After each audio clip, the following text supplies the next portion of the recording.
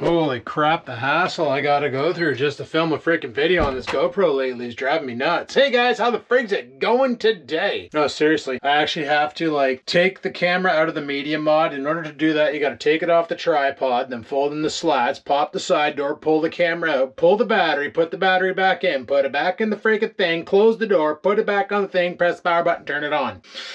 Really wish GoPro had a battery cut switch like the T14 from Lenovo, but it don't, so that's what we gotta do to make things work around this motherfucking place. Anyway guys, it's Wednesday, and it's like literally the only day I can film this week, I'm thinking. Looks pretty good out there, but it's friggin' frigid, let me tell you a little something about that. Currently sitting at friggin' 4 degrees centigrade. She's cold. I woke up today, I actually had frost on my window. I had to scrape my freaking window. I took the truck. I'm like, I'm not taking the car because 4 degrees Celsius. It was actually like probably close to 0 this morning, which is pretty damn cold, which means the roads, and it rained last night. The roads are not exactly slick for the truck, but the car's tires are a little bit different, a little bit harder compound and a little bit less tread, so it gets a little bit more grip on the little concrete, but not so much on dirt and grass. So I was like, you know, I probably shouldn't drive the car today. I should probably kick her sideways and, you know, put her into a telephone pole and have to claim my classic car insurance. And well, the car gets pretty banged up. They just write it off and send me a check, and kind of like my car now that it's working right and it's all happy and fun to drive. So let's try and keep it on the road as long as we possibly can, shall we? I think we shall. I haven't put it away yet. People were asking that if I went ahead and parked the car, and no, we have not. No, we have not. The car, she's still parked, but I got to thinking, because sometimes my brain does that. Actually, it's not too bad out right now. I'm not wearing a jacket and my nipples aren't hard, so that's pretty sweet. I got to thinking, next year I want to repaint this, right? Talking about repainting this, and I'm like, I need to find a way to put it. Like, I did it in the garage and it was pretty tight, and I was like, man, it'd be sweet if I had a tent that I could totally put the car in and paint. It'd be awesome if I had a tent, right?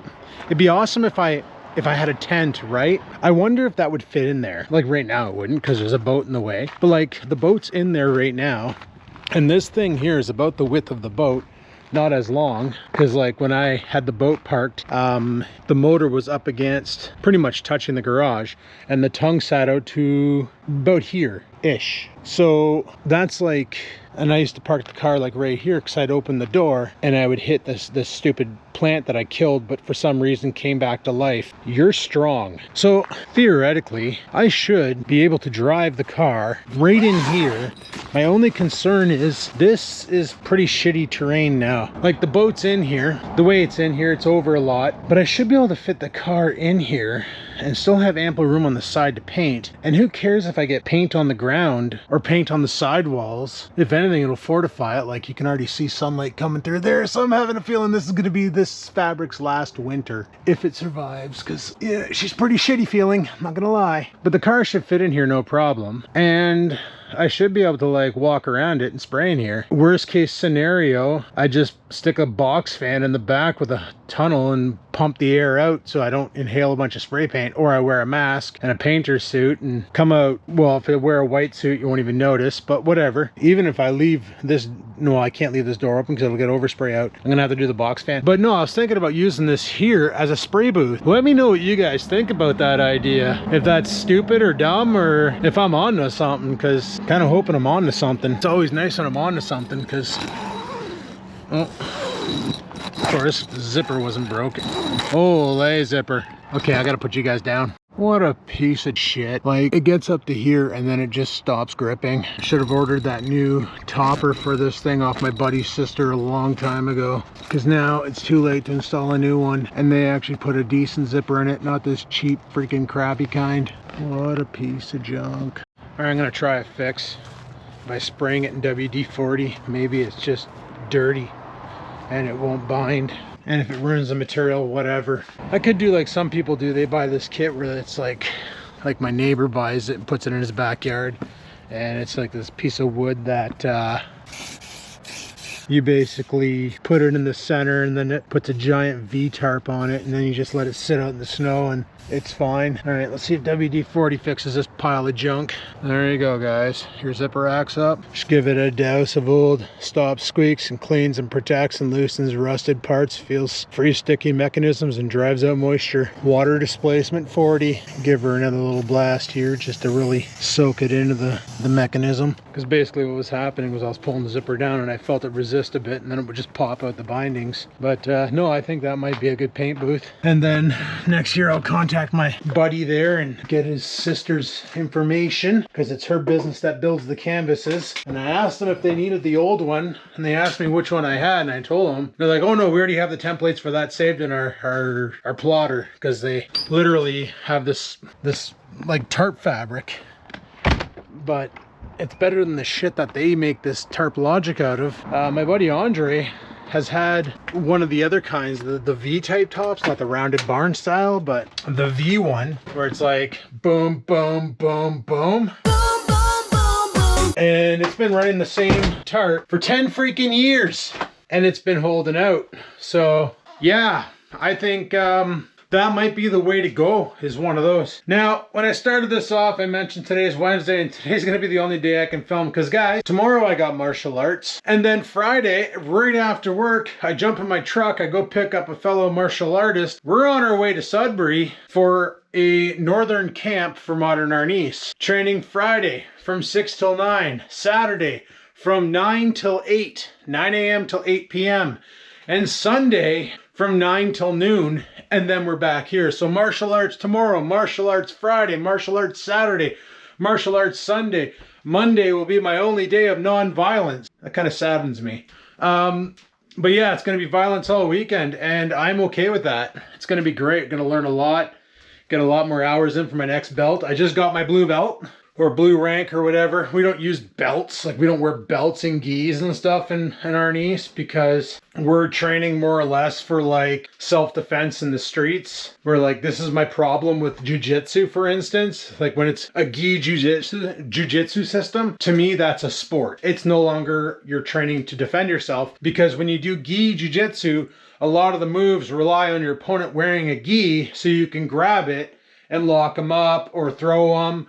Or, you know, the gi becomes a weapon as well as a tool to fight. Where a no-gi system means you're wearing street clothes and you're fighting in your street clothes.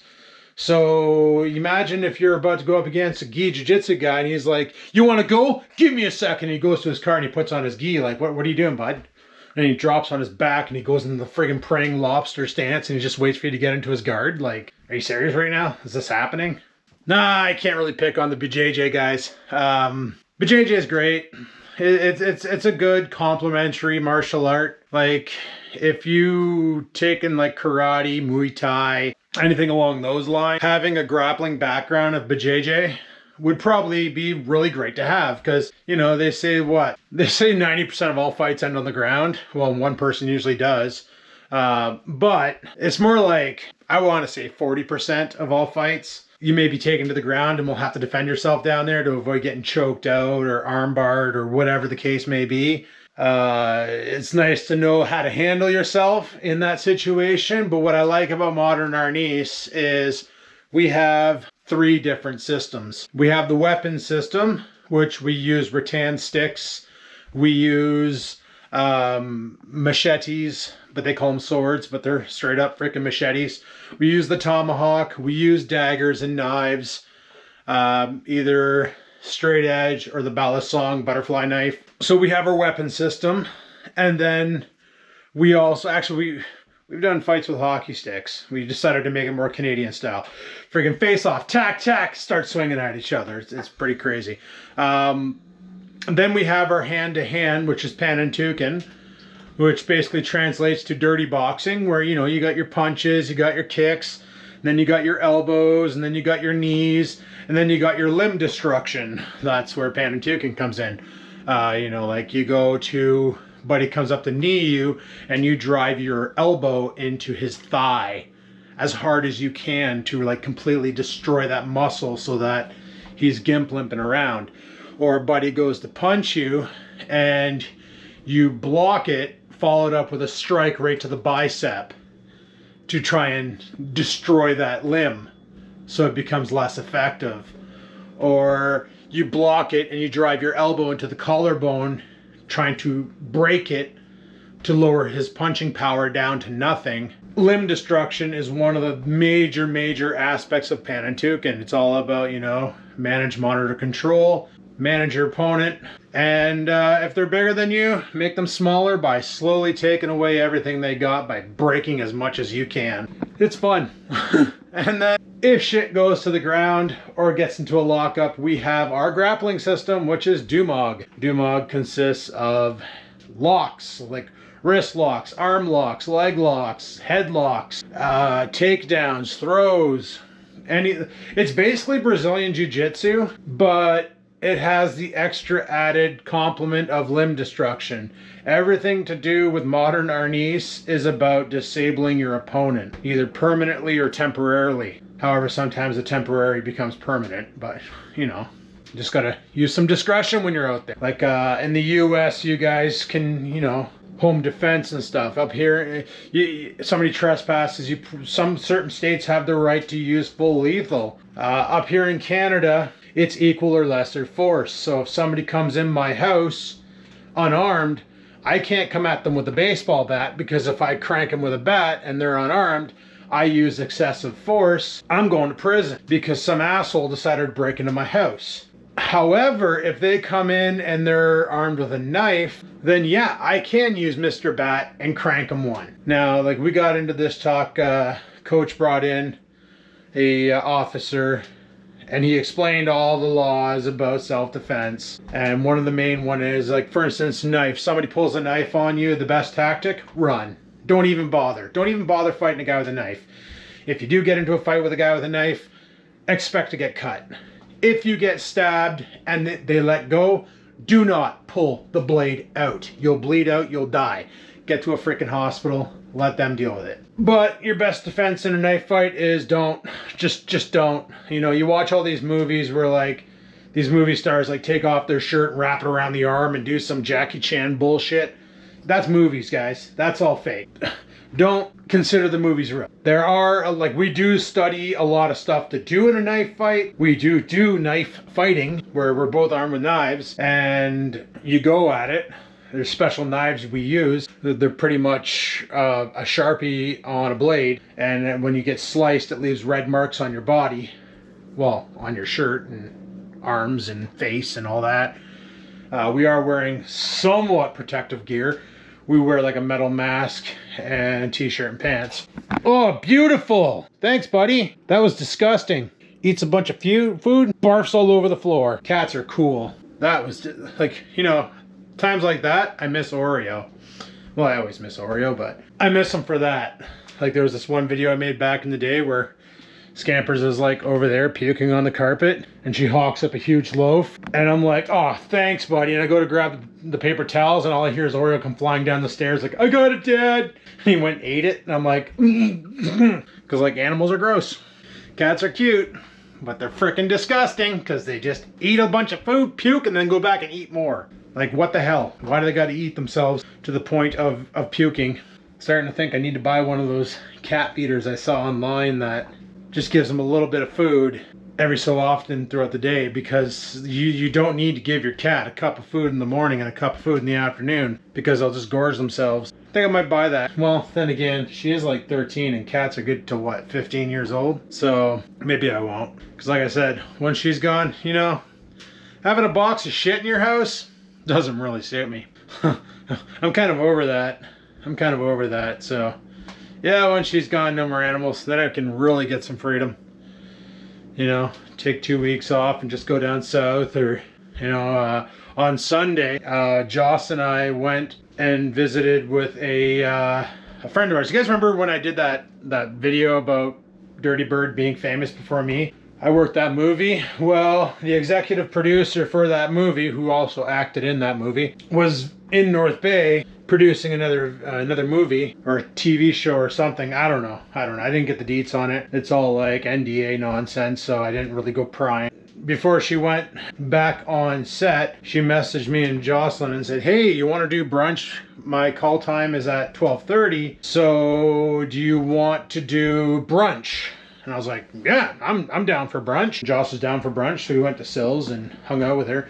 And she mentioned about an opportunity next February. Are you freaking serious? Are you puking on the stairs now? Dude, what is wrong with you?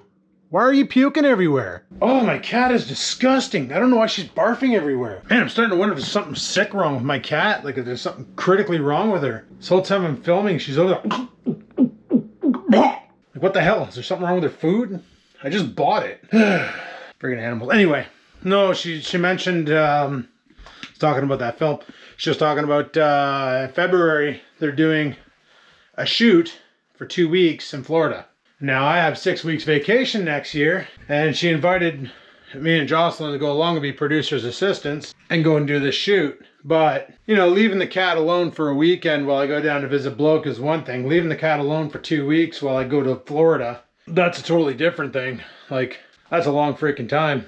You know, I could have my parents pop over every once in a while and check on her and make sure she's cool. But I'm pretty sure being that alone that long would probably make her mental. So I can't do that. However, once I'm pet free, you know, I can do whatever the hell I want. I can enjoy life more. And that's what I'm aiming for. Like once she's gone, I do not want another animal. If a cat shows up here looking for a home, okay, I'll take her to the pound and she can find one. But I'm not taking on any more animals. Yes, I know this house has a mouse problem, but they got this great new invention called mice traps. You put them down and you put like peanut butter on them and then it breaks the mouse's neck and it's perfect. It's great.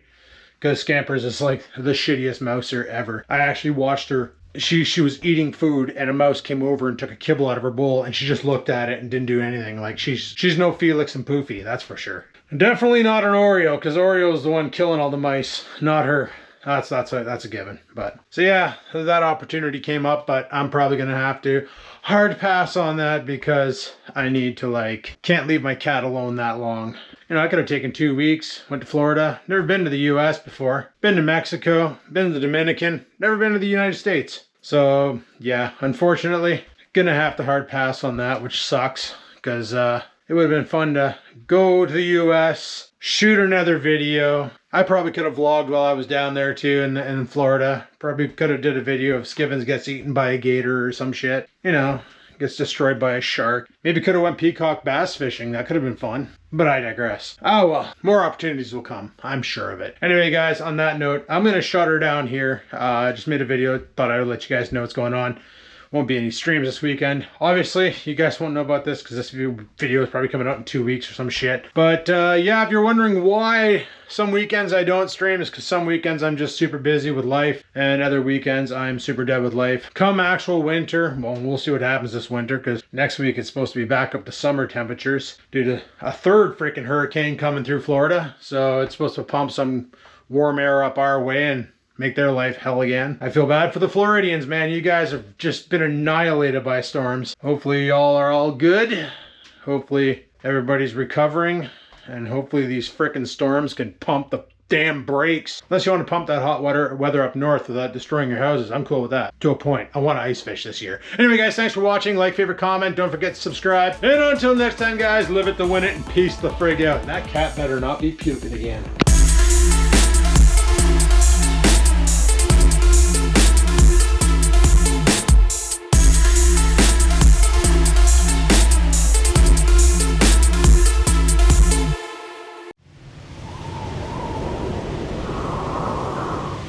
Sit, stupid, sit. Good dog.